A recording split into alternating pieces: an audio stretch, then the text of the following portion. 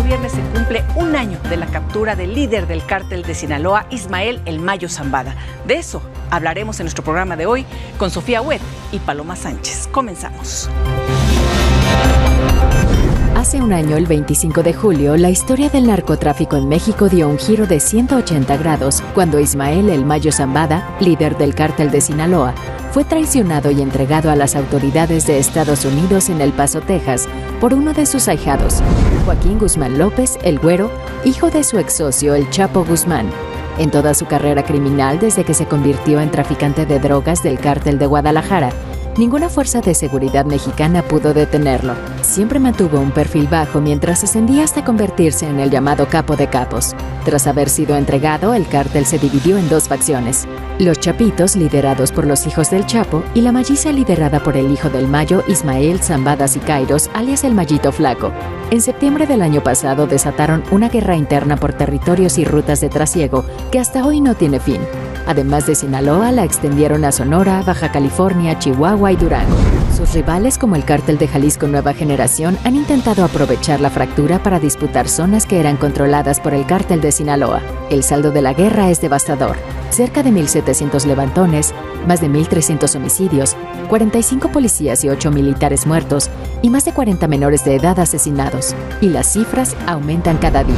A pesar de que los gobiernos estatal y federal refuerzan la seguridad, no hay soluciones de raíz y la gente reclama paz. A un año de la entrega del Mayo Zambada, ¿qué es lo que le espera a nuestro país?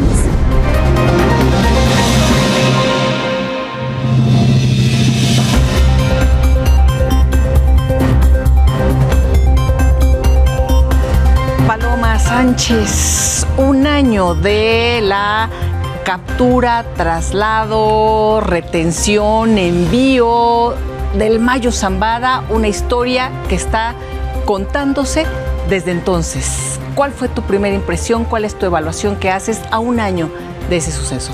Bueno, primero decirte que de impresión, impacto, fue una noticia asombrosa para las y los sinaloenses, pero seguimos sin respuesta. Nadie sabe qué pasó, nadie tiene una explicación. Creo que a un año no poder tener las autoridades una explicación y decirles a la gente qué es lo que está pasando me parece una falta de responsabilidad, incluso del gobierno estatal, pero también del gobierno federal. Como sinaloense, ¿cómo te enteraste y te empezaron a hablar? ¿Cuál fue la reacción que tuviste y que tuvieron en relación a tu persona? Porque siendo de allá, conoces muy bien la situación. Mira, yo te puedo decir algo. Sinaloa es otro Sinaloa de hace un año. Yo hice campaña como senadora de la República. El tiempo y los momentos eran completamente diferentes, incluso para el poder en ese momento, para Morena.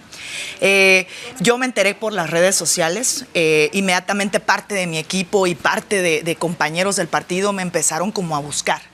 Sí ha sido otro Sinaloa y sí es como lo veo o como la gente te puede ver como senadora, porque al final me he dedicado a alzar la voz, a pedir auxilio por las circunstancias que estamos viviendo. Llevamos 1,700 homicidios en esta guerra, más de 1,700 desaparecidos, menores de edad, pérdidas económicas, más de 25 empleos perdidos, negocios cerrados y con el miedo de todos los días, Elisa. O sea, me da mucho gusto que me des este espacio y que podamos platicar del tema, porque sí ha pasado un año, pero no hay que normalizarlo. Y no olviden a Sinaloa. No hemos descansado un solo día después de esto. Al principio se acomodaron como 2 meses antes de cuando ya en septiembre como que empezó como tal la guerra, en donde empezabas a ver cómo se robaban muchos vehículos y todo el mundo te decía, se están preparando para la guerra. Sofía Huet, y si hay alguien que conoce sobre temas de seguridad desde el punto de vista académico y práctico, eres tú. Una mujer que sabe del tema.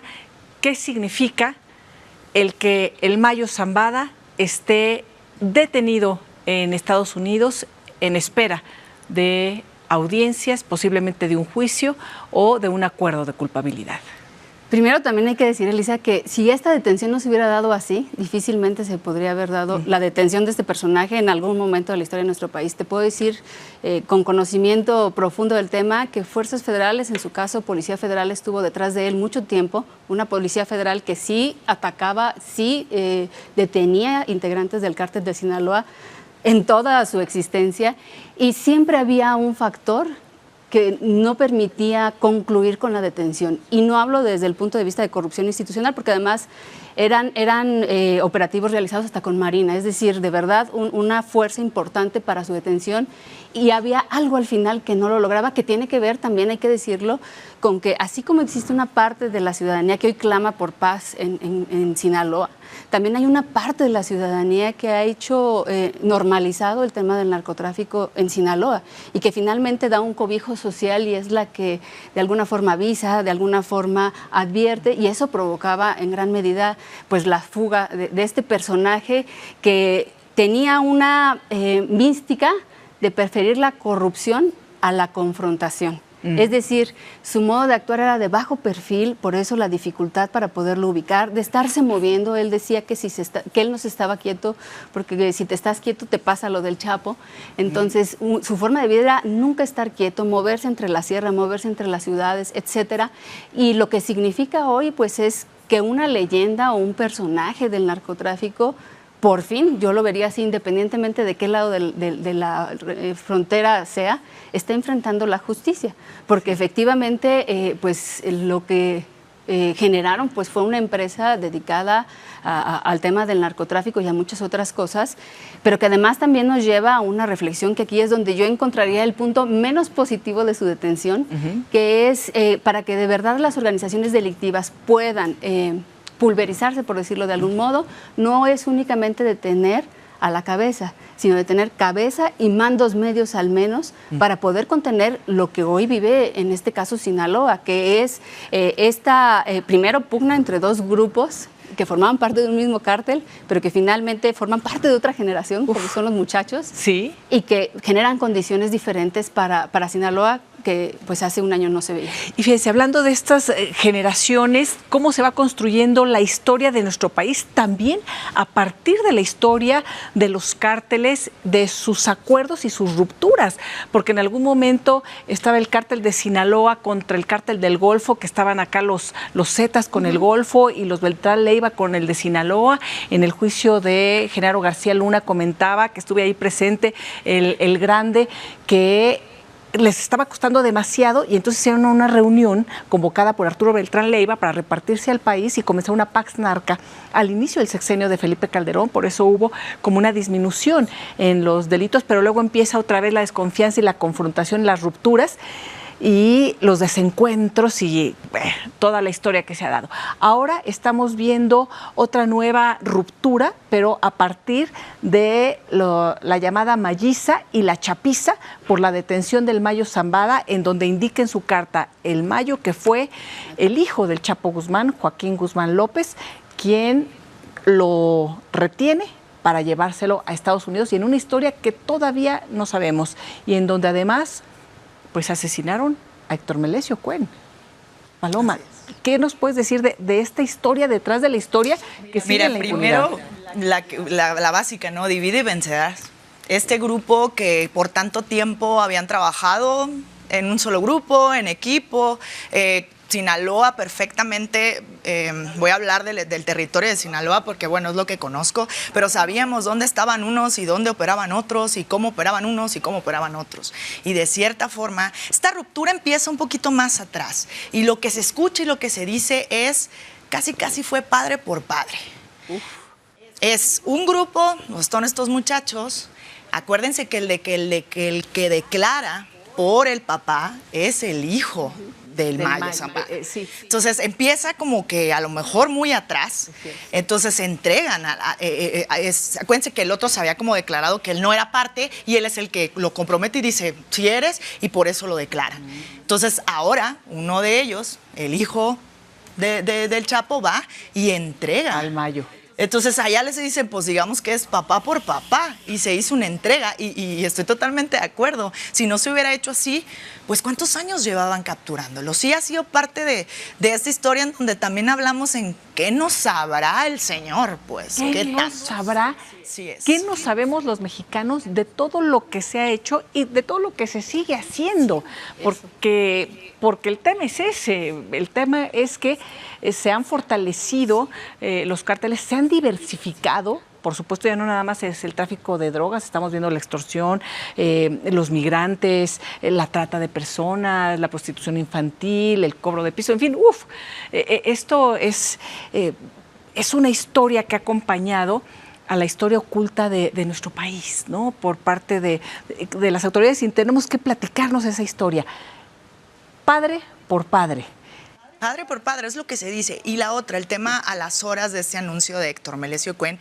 A ver, la verdad, eso fue un compañero de nosotros, hizo campaña porque él era líder de un partido político del Paz, un partido local, sí, el cual fue junto con nosotros en la alianza, y yo reconozco porque me ayudaron mucho, y yo conocí, la verdad, un gran hombre. A las horas aparece Era un esto. líder allá en Sinaloa, era como local. Sinaloa, no la puedes imaginar sin Héctor Melesio Cuen. Él fue rector de la UAS. Venía un conflicto con el gobernador de la universidad. Y hay declaraciones en un podcast que tenía Héctor Melesio donde hacía responsable al gobierno si algo le pasaba. Y lo que según se dice es que esa reunión era para acordar la universidad, que ya venía de meses en un conflicto. Y lo que sabemos de esa historia es por lo que sale en esta carta. Pero realmente la Fiscalía del Estado sacan unos videos en donde según a él lo asaltan en una gasolinera. Salen los videos desde la Fiscalía. Y según es un asalto y fue parte de la inseguridad que se vive en Sinaloa. Y después la Fiscalía General viene y casi les dice, vengo a arreglarles el tema, esas pruebas son falsas. Era un montaje. De acuerdo a la Fiscalía General de la República. Un montaje de la Fiscalía de Sinaloa, una fiscalía cercanísima al gobierno. Completamente, que sigue Rocha siendo muy cercana al gobierno y que seguimos sin aclaración. Pero a ver, mataron a una persona muy conocida, a Héctor Melesio, que había sido rector. Que acababa de ser candidato, iba a ser diputado federal. Y no pasó nada. Y no solo eso. De acuerdo a la Fiscalía General de la República, la Fiscalía Local mintió, hizo un montaje que nos presentó a todas luces como si ahí hubieran asesinado a Héctor Melesio, y de acuerdo a la Carta del Mayo, fue el propio gobernador Rocha Moya quien lo mató. ¿Qué pasa? Pues primero hay que entender que ni en la política, ni en la seguridad o en los grupos criminales hay casualidades. El hecho de que Héctor Melesio haya muerto el mismo día en este contexto y que sea mencionado en la carta no es una casualidad.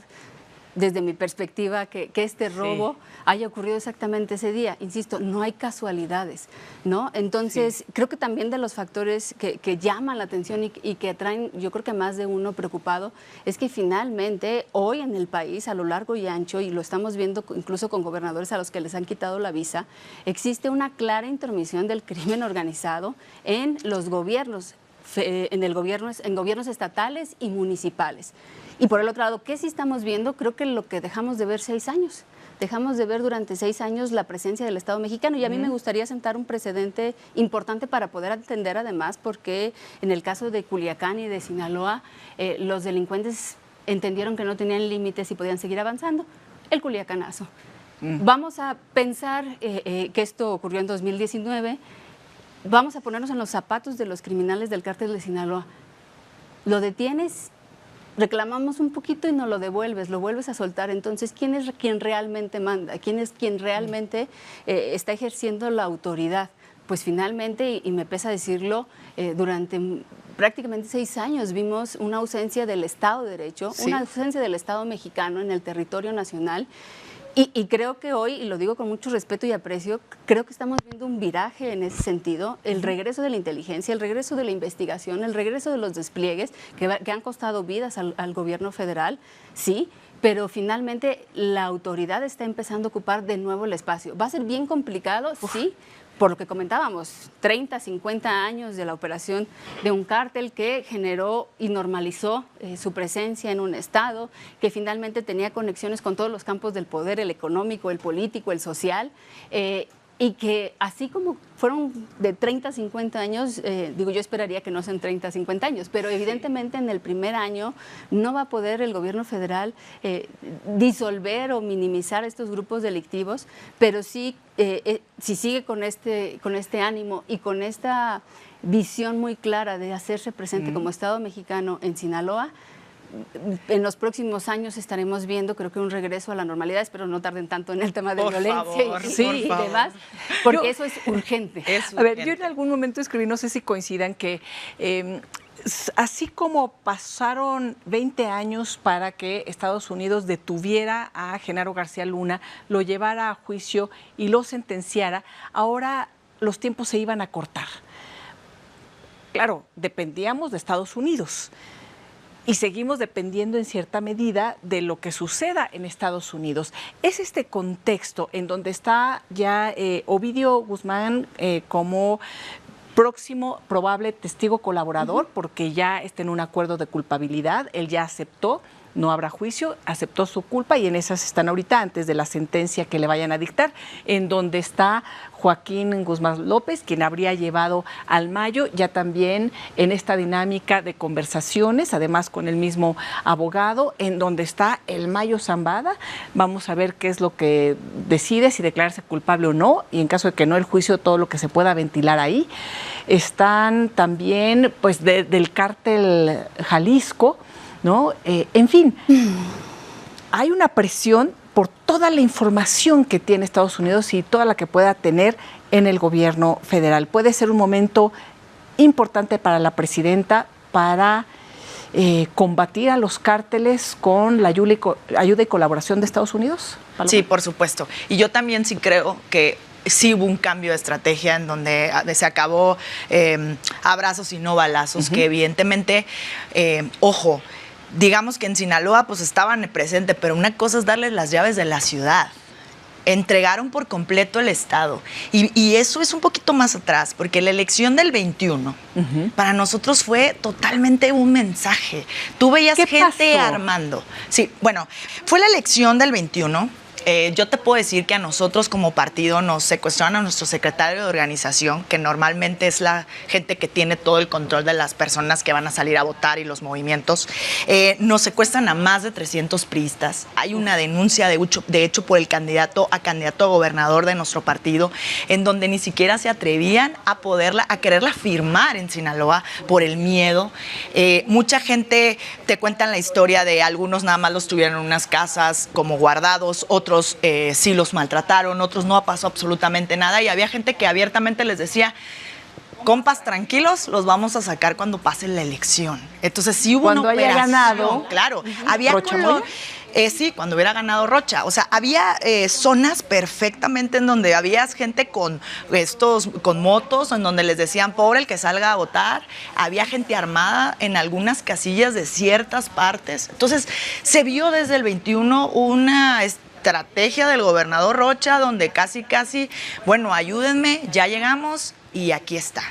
Y se empezaron a ver cosas que nunca se habían visto en Sinaloa, cargos que operaban directamente estos grupos y que el gobernador les había dado las posiciones. A ver, pero estamos hablando de una historia recientísima que toca al partido de la presidenta de la República. Entonces vemos que hay un cambio importante en relación a los decomisos, a detenciones, a la exhibición de criminalidad con el tema del huachicol, con refinerías ilegales, es decir, sí, yo creo que en estos meses tremendas, se hizo más que en 6 años. Incluso con la acusación del exsecretario de Seguridad de Tabasco, ligado, acusado de tener vínculos con el cártel Jalisco vía esta agrupación La Barredora. Todo esto se ha expuesto desde el gobierno de la presidenta, pero toca inevitablemente a lo que sucedió en el sexenio pasado. Lo comentabas hace un momento, Sofía, ¿cómo puede la presidenta actuar o qué debería hacer? Y bueno, nada más retomando un poquito lo que comentaba la senadora Paloma, miren qué irónico, me ayudas, te dejo entrar, te doy posiciones, pero no te puedo controlar.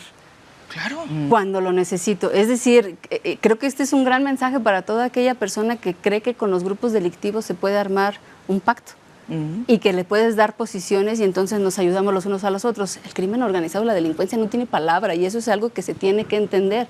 Y creo que es algo que ha entendido la presidenta, porque además en un operativo que yo esperaría que siguiera, porque fue muy cortito y muy breve en tiempo y espacio, ahí está el operativo Enjambre, en donde de su propio partido incluso hubo detenciones. Y la realidad es que de su propio partido hay muchos personajes que ocupan una presidencia municipal, un gobierno estatal probablemente, ahí sí no me consta, pero digamos en alcaldías hay pruebas fehacientes de ello. También tendrá que entrar, porque si no da un manotazo, evidentemente en ese sentido la violencia va a continuar y va a seguir. En alguna conversación que yo tenía con un alto mando de gobierno federal pasado, a quien respeto y aprecio, él me dijo una frase clave: en sus prisas por designar candidatos no supieron ni a quién designaron, eso en el mejor de los sentidos. Nada más era quien más les generaba votos o quien más había hecho méritos, vamos a ponerlo así, de todo tipo, para poder obtener esa candidatura en la que no se tuvo cuidado. ¿Qué le toca a la presidenta? Creo que trabajar en dos vías. Trabajar en que hoy quede un mensaje claro de Estado de Derecho, incluso al interior de su propio partido, para todos, incluyendo gabinete. Sí. Y el segundo es que quienes conforman el partido, quienes van a ser candidatos o candidatas en la próxima elección, sean personas que no tengan un historial delincuencial, que no tengan nexos, porque finalmente eso empaña y destruye todo lo que se pueda construir en Estado de Derecho. Tenemos un secretario de Seguridad Pública que está constante y permanentemente, su ADN, de tener malos, por decirlo de la forma más sencilla. Ese es su ADN y no es casualidad que la presidenta lo haya sostenido, aún a pesar de la animadversión que pudiera haber tenido el presidente. Claro. Lo sostuvo, lo impulsó y lo mantiene como un hombre fuerte. Le ha dado mucho que es en quien ella confía para ir avanzando. Y creo que una de las circunstancias que ha dejado claro el secretario de Seguridad es: ahora sí, voy derecho, no me quito, sea del color que sea. Bueno, estamos viendo estas acciones, por un lado. Vamos a ver los juicios en Estados Unidos o los acuerdos de culpabilidad y las decisiones que vaya tomando el gobierno de Estados Unidos con la información que le vayan proporcionando y, por supuesto, corroborando, porque de pronto dicen, es que son nada más los dichos de delincuentes, pero es desconocer cómo funciona también la justicia en Estados Unidos y cómo se llevan a cabo los juicios y cómo se va cruzando información y se presentan a partir de los testimonios muchas otras pruebas. En fin, yo creo que va a ser muy interesante. Yo creo que también la presidenta, si quiere dar este golpe realmente o este cambio de estrategia o cambio de esta imagen, pues también tendrá que escuchar un poquito de lo que se viene y que lo que se dice en Estados Unidos antes de adelantarse con... pues serán dichos, pero necesitamos pruebas. Por ejemplo, nosotros sí vemos en Sinaloa un cambio de estrategia. Que no la sentimos o que no se ven los resultados también es una realidad. Pero que la presidenta, el día que iba a hablar esta persona en Estados Unidos, va y se toma una foto desafortunada, obvio, claro. Rueda de prensa desafortunada, con un gobernador derrotado, agachando la cabeza, pues también son mensajes.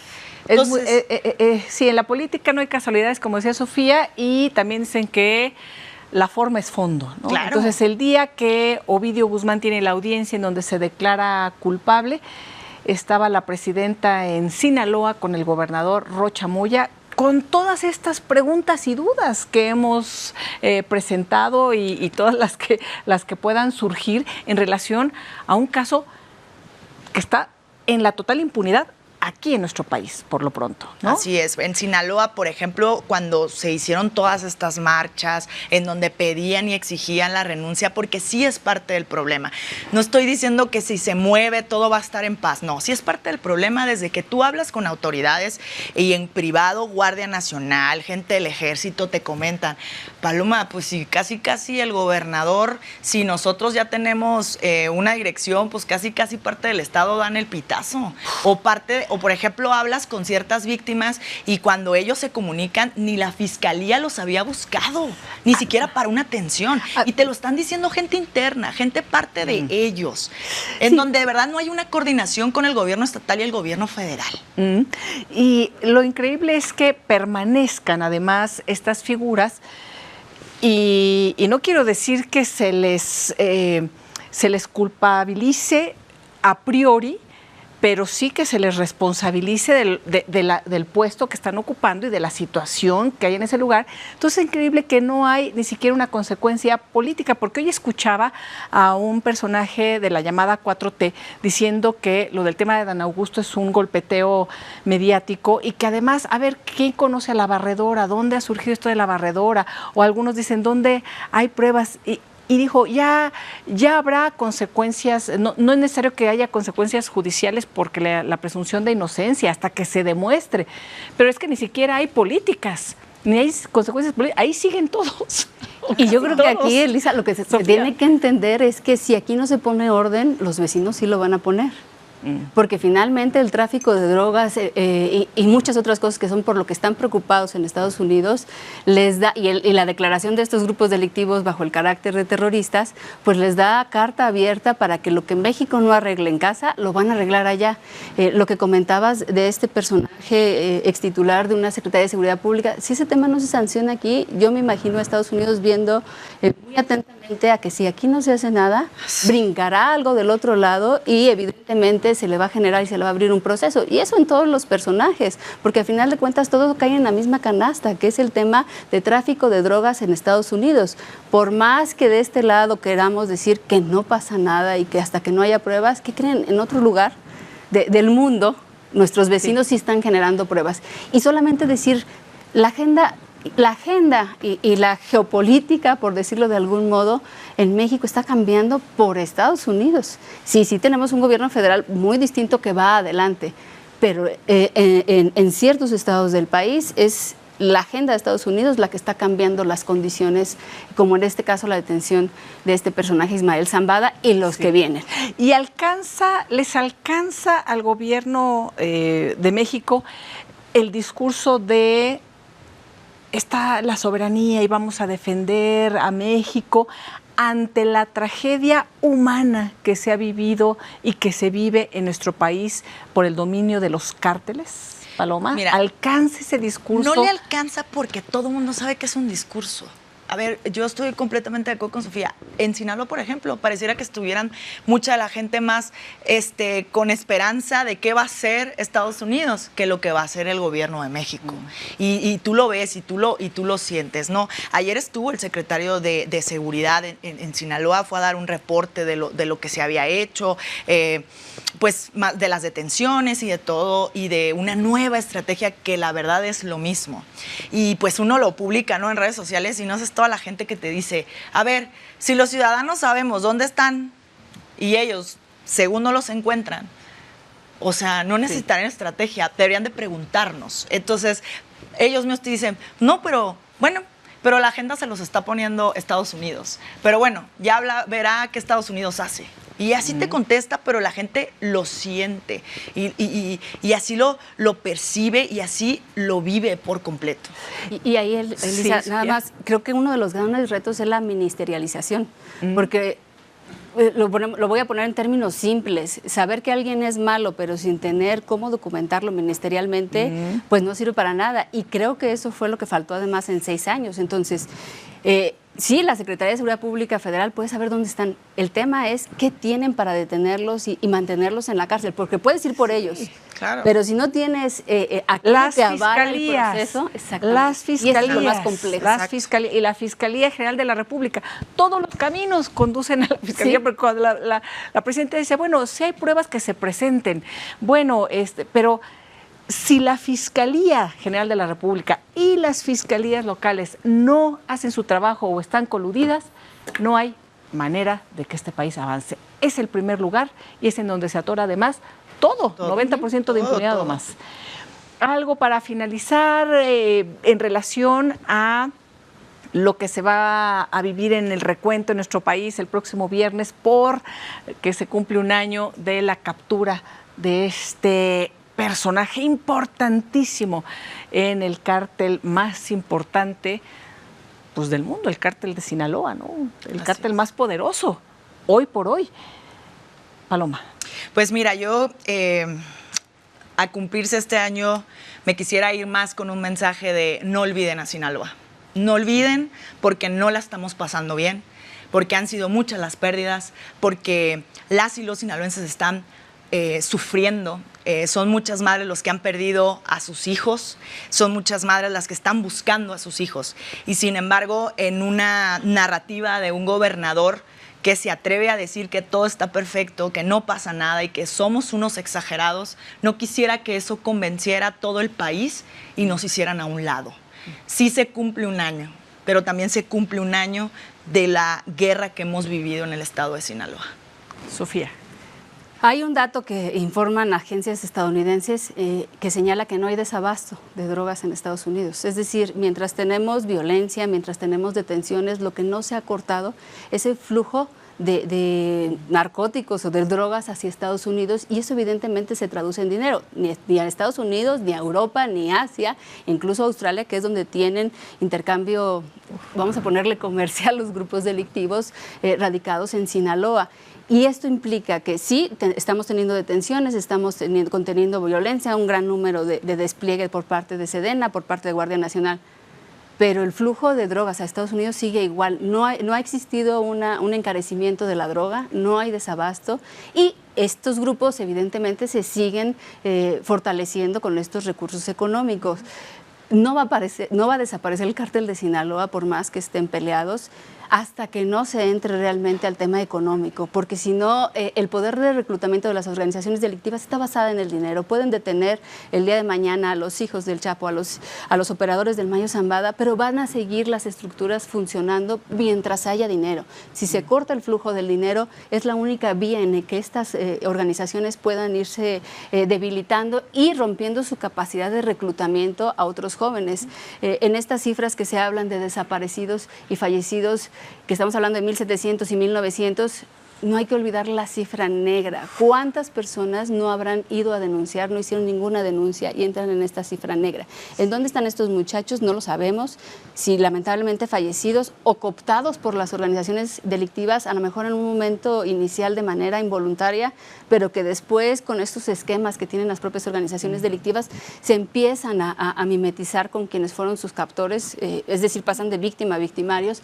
Entonces, son todos estos aspectos que hay que hacer el análisis, y esto es gracias al poder del dinero. Hasta que no, insisto, se pueda abatir el tema del dinero, y no solamente en el tema del narcotráfico, sino también en actividades legales, porque además hablamos de construcción, hablamos de turismo, hablamos de muchísimos rubros en donde los cárteles han encontrado cómo lavar dinero e incluso cómo ponerle negocios hasta a las y los propios integrantes de su familia, ¿no? Porque además, como en empresas, se dividen funciones. Entonces, creo que eso tendría que ser uno de los puntos principales, aparejado a la presencia del Estado que hoy vemos en el Estado de Sinaloa. Sofía Huet, muchísimas gracias. Gracias a ti. Paloma Gracias, Sánchez, Sofía. gracias por habernos Elisa. acompañado. Gracias Gracias a ustedes. Hasta la próxima.